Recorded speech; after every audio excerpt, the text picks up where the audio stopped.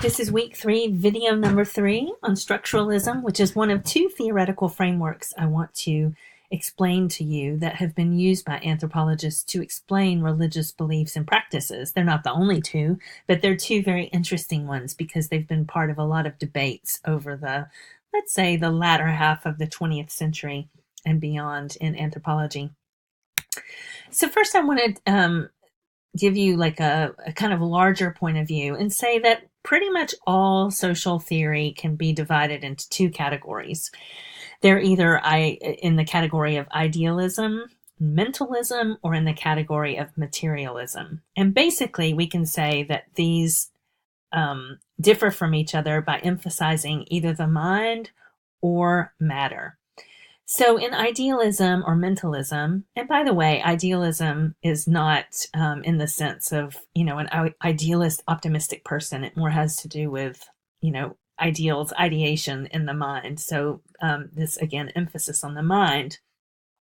And materialism is not meant to imply like I'm a material girl. I like I like to go shopping and all that kind of stuff. But again, the emphasis on matter, the material world around us. So for theories that are categorized as idealist or mentalist, there's this idea that as human beings, we don't interact with the material world around us directly. We interact with it through our minds. Kind of makes you think of the philosophical statement, I think, therefore I am. Everything we do in the world is first filtered through this amazing thinking mechanism we have called the mind. In materialist theories, by contrast, we are in a direct relationship with the material world around us. This emphasizes our animal nature and how we're part of, first and foremost, such activities as feeding ourselves, finding shelter, finding water, mating, things like that. So you might think of the expression, first I eat, as kind of exemplifying materialism. So in this video, I want to talk about structuralism, also known as structural anthropology, which falls in the idealism, mentalism camp. And then I'll talk about a related theory, theoretical framework of symbolic anthropology. So structuralism, it was most famously espoused by Claude Lévi-Strauss, a French anthropologist who lived, as you can see, pretty much the span of the 20th century. He was a prolific writer and speaker, and he had a huge influence on the field of structural anthropology. So he was considered the father of structural anthropology, and we define this as a theoretical framework positing that the human mind perceives the world in structures, in particular in structures of binary opposition. So pairs of words or concepts that are in opposition to each other. So let's look at some examples. Oh, sorry. First, again, you don't have to know these, but just take a look at the titles of some of Lévi-Strauss's key works, and you'll see that he's a structural anthropologist and a mentalist idealist. So elementary structures of kinship, structural anthropology, the savage mind. Again, 1962. Savage is not meant to imply he's a social evolutionist. It's savage, primitive. These words were acceptable at that time to denote a small-scale society. The savage mind, in fact, is a misleading title because for Lévi-Strauss, the point he's making in the savage mind is that all humans have the same mind, and this mind forces us to see the world in terms of binary oppositions. So here's how the binary oppositions work. Here's some examples. Left and right, low and high. If we look at pretty much all recorded human societies, we find an interesting pattern. Generally speaking, cultural anthropologists are not interested in universals. But this one is really intriguing, and it is that almost every recorded society privileges the right side at the expense of the left. So you might think about left-handed people, maybe you're left-handed, and you know that even today it's a little bit harder to be left-handed than right-handed. There are more right-handed desks. Paper is kind of set up for righties, not lefties. And if you talk to your aunts and uncles or grandparents or great-grandparents, you might hear that it was even more difficult to be left-handed in their day. Maybe they went to a school where they they were physically punished for using their left hand or had their left arm tied behind their back so they would be forced to write with their right hand. Think about other aspects of American society, for example. When someone is sworn in a court of law, they raise their right hand. Look at Christian beliefs. Jesus sits on the right hand of God. If we even look at the etymology of the words left and right, we'll see that, for example, in Latin, left comes from a root word that also means sinister. At the religious level, in many religions, and you'll see this in the film about Umbanda this week, the left side of the body is where kind of the evil or dangerous spirits reside, and the right side of the body is where the righteous spirits reside. So look for that. We can also see, and this is a fun example, low and high. In American English, we have these metaphors that equate sort of depression with being low and happiness with being high. So, I'm on cloud nine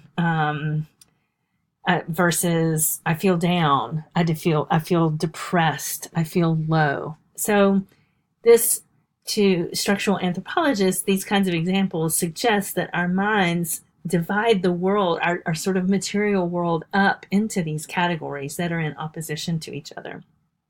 Structural anthropologists have extended this analysis to look at how this might explain racism and sexism. So, the world, look at them, again, another metaphor in our language. Oh, it's either black or white. It's not gray. We have this idea that facts themselves are black or white. We've set up a binary of race in terms of black and white. As we just learned last week, every society has a sex-gender system that distinguishes the female world from the male world. Each society will put those elements together differently, but every society recognizes that there are these binary oppositions. Some other ones that Levi-Strauss thought were interesting were traditional, modern, and nature culture. He talked about how much of the human social life is divided up into what we consider things related to nature and what we consider things to be related to culture. He sometimes referred to that as raw and cooked. So just as in cuisine, you take raw food and cook it to make cuisine. Culture takes raw, natural things and cooks them to make them culture. Including children. So children are raw adults, and enculturation processes, quote unquote, cook them so that they will become fully enculturated adults within that society. And when it comes to religion, Levi-Strauss and other structural anthropologists looked at the sharp distinction between the profane, which is the world of man, the world of the earth, the world of everyday life, and the sacred, or the divine, which is the world of God, the divine, the kind of higher things in life. And much religious ritual is meant to maintain this distinction between the profane and the sacred, and then to allow a way for humans to come into some kind of presence of the divine or sacred. So you might notice the way I've lined these up, something that occurred to structural anthropologists as well, which is that we often like one side of the binary better than the other. So if you look at sort of mainstream American society over the 20th century, we see that white people had higher status and more rights than black people. Males had higher status and more rights than females. And then, males were in the public sphere and females were in the private sphere, as we learned last week. We definitely, as a society, it could be argued, sorry to say we, but this mainstream American society in the 20th century could also be argued to give the modern and the cultural higher status. We try to tame nature through all kinds of practices and turn nature into what we can use for culture. We could look at lots of examples for that, and we can talk about those when we have our live discussion next Thursday. Adults have higher status and rights than children. And in religious practices, the divine is clearly given higher status and rights than humans.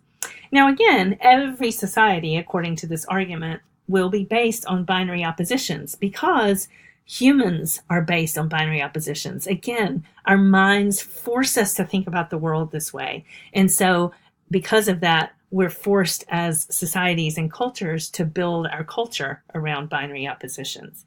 But again, the elements may be different. So we can imagine societies where black has higher status than white. We can imagine societies and settings where female is given higher status than male.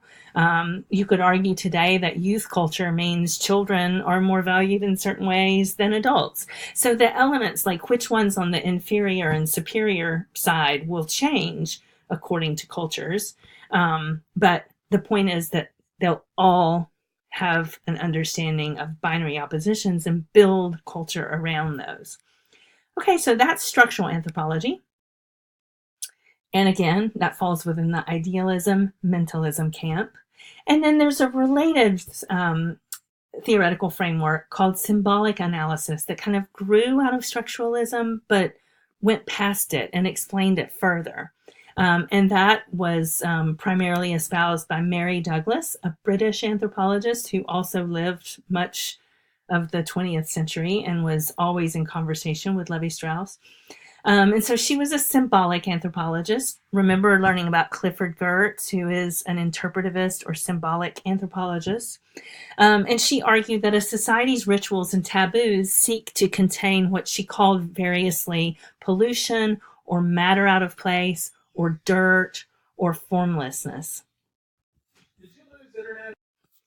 So what she meant by this was that in the middle of all of these binary oppositions is where most of social life actually lies. So she noticed that in society, really, it's often not black or white, it's gray. Not all females are strictly following the rules of being female, and not all males are following the rules of being male. There's a lot of noise between children and adults. And in the realm of religion, there's a lot that happens between the profane and sacred. So she said most of what's actually present in our real human lives is somewhere between these binary oppositions. And we use rituals and taboos to contain that in between because it scares us. It's pollution, it's dirt, it's formless, it's anxiety producing. So we see this like in her major works, Purity and Danger, an analysis of concepts of pollution and taboo. She was all about trying to explain taboo from this symbolic analysis point of view. So, for example, kinds of taboos and rituals that she would point to are, let's look at miscegenation laws, which were prevalent in the United States until the 60s and 70s in some states, that forbade marriage between blacks and whites because there was a fear of producing mixed race offspring. Look at certain taboos against homosexuality that existed for a long time and still do in many areas of the world. Where these laws try to say, like, okay, if you're female, you're supposed to be sexually interested in males. If you're male, you're supposed to be sexually interested in females. And we can't handle anything in between, anything different from that. So we'll make it illegal to contain it. And then she talked about religious ritual as a way of trying to make sure that the world of the profane and sacred are not coming together and interweaving themselves together too much, that they are kept separate, and that we are always clear about our difference as humans from the divine. Okay, so symbolic analysis, again, it takes this notion of binary oppositions and recognizes how important they are, but also says our minds are actually, even going further through this structure, our minds are terrified of what might be in the middle. So as a society, we set up rituals, taboos, prohibitions, and so forth to contain that noise and force everything back into these binary oppositions.